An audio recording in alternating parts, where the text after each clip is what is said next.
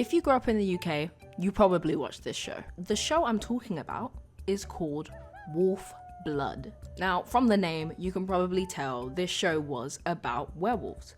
This girl named Maddie was a werewolf, or as they call it, WolfBloods, and then this random WolfBlood boy comes along and she's trying to like navigate her coming of age thing, but through the lens of a WolfBlood.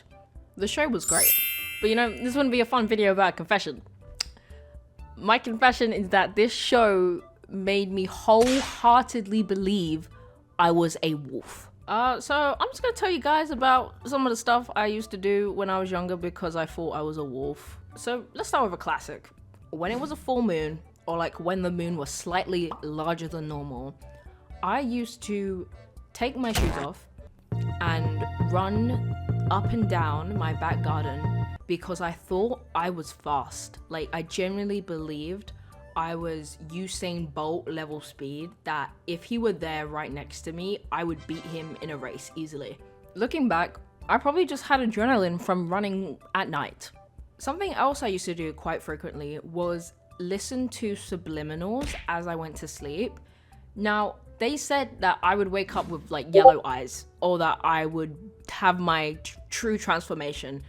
And as a 9-year-old, clearly I believed it. So I'd go to bed all like happy and excited I was gonna turn into a werewolf when I woke up. It never happened, okay? It didn't work.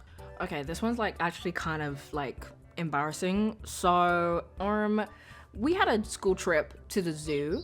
The only thing I was excited to see were the wolves because I thought I had like a spiritual connection with them or something. So we're going around the zoo and we get to the wolf enclosure, which mind you is like the last thing we see during the day. And I'm so excited. The wolves kind of fed into my delusion because I went straight up to the fencing of the enclosure and this wolf walked straight over to me and looked me in the eye.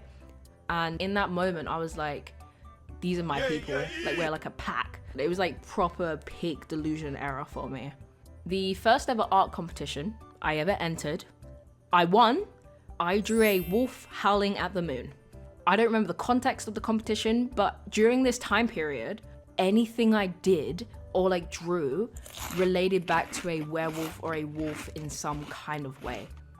But hey, I won a competition, so like, yeah! I low-key had beef with this one kid in class because he said that his favorite animal was a wolf and he said that he liked them better than I did. Like, I'm pretty sure he didn't see my game because during this time period, I was a wolf. Like, let me be so for real. I was that meme of like, on all parts except physical or whatever, I am a wolf. But the real question is, did my family know? Like, did they know about my obsession with wolves? I want to say no because I don't remember a time at all when I was called out on this stuff.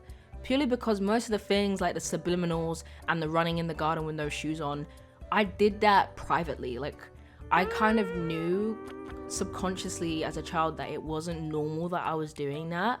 I like to think that if I knew what a fairy was back then, I would have become a fairy in the future, which I'm not surprisingly. You guys can choose to believe me, okay? Or you can just choose to believe that I'm lying, but I am not one.